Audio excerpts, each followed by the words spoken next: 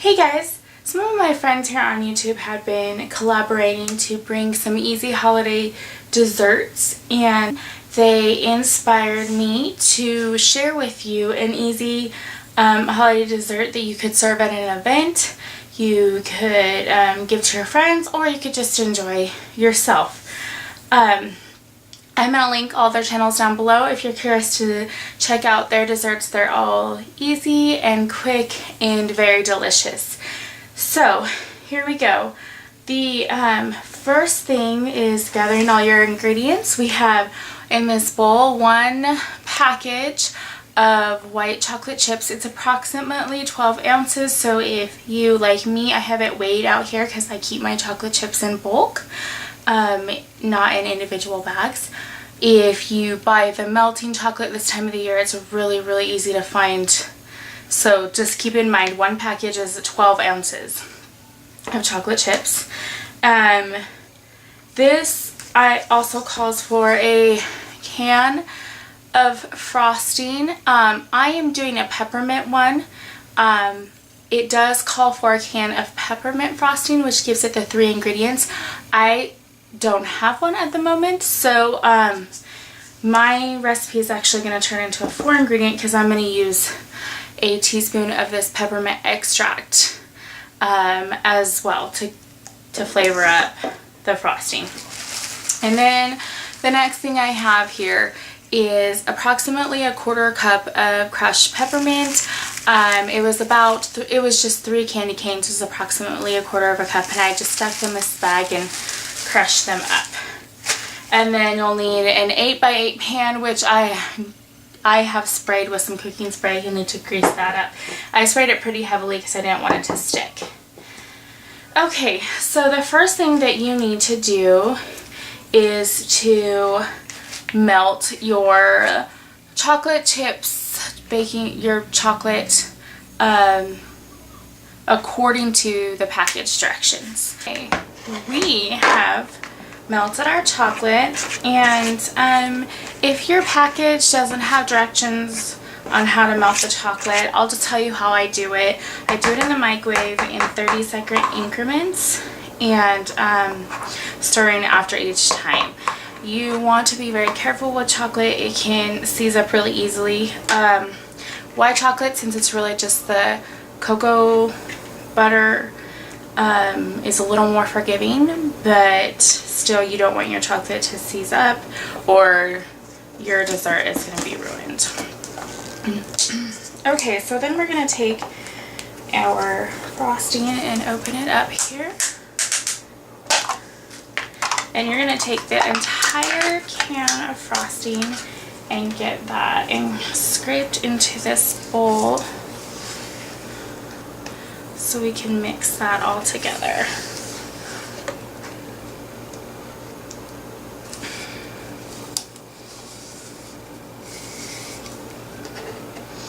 And this recipe is awesome because you can change it up and do so many things. Like if you just wanted a chocolate fudge, you could do a can of chocolate frosting and 12 ounces of regular chocolate chips or semi-sweet or milk chocolate or whatever you want.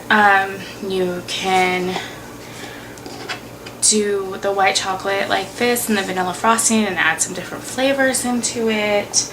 Add some different mix-ins.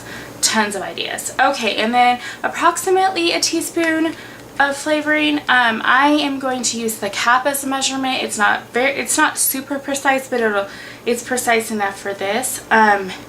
If you're using a recipe where you need something super precise, please get a measuring spoon, but something like this, the cap is approximately, they do vary, but it's approximately a teaspoon. And we're going to mix this all together here. Get it all incorporated. Oh, that peppermint is smelling so good. I've been so in love with peppermint this holiday season. I can't seem to get enough of anything peppermint. Mixing it really well. And there's my little guy, if you hear him in the background. He's curious about what we're making. Making some fudge, buddy.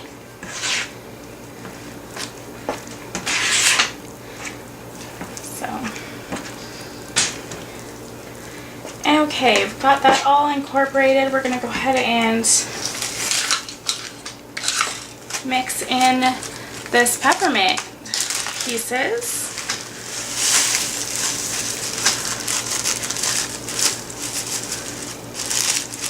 Get those all in there. Mine, some have bigger chunks, some are small, so it's up to you, however fine you want to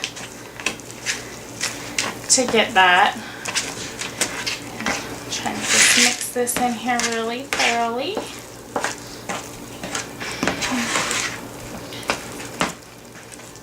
So that there's peppermint pieces in every bite.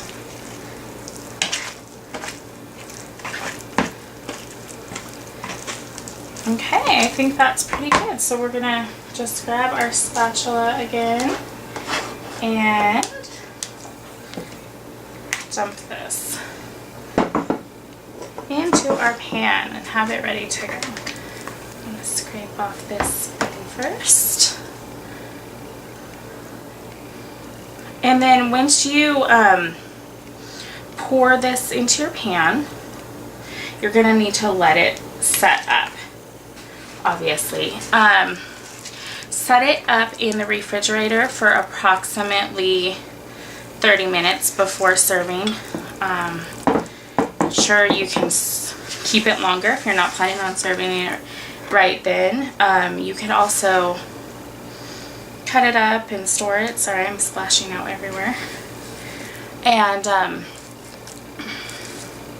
store it to share with family and friends or whatever you want to do. It does get thick, so just so you know, I mean, that chocolate's going to start setting up, and it does get a little thick, needing some little muscle here and some help spreading it nicely into the pan. Just evening this out real quick.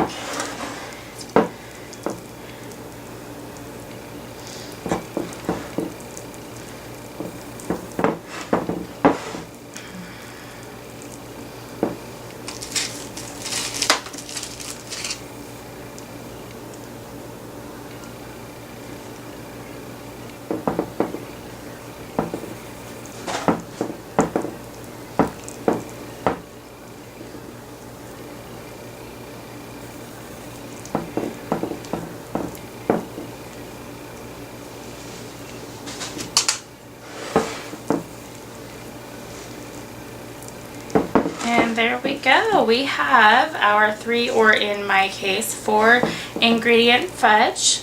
Hope you guys enjoyed this. Hope you can like to share it on your table or with your friends. If you've used this recipe, go ahead and let me know what you thought.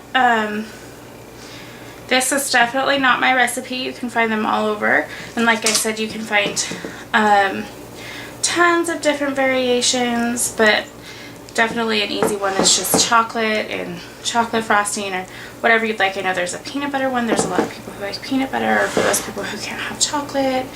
So here you go, guys. Thank you for checking this out with me today, and thank you to my YouTube friends. The collab was from the YouTube sisters, and there's several of them, for inspiring me to do this and inviting me to collab with them in the future. I'm going to link their channels down below, and thanks for hanging out with me today. Bye!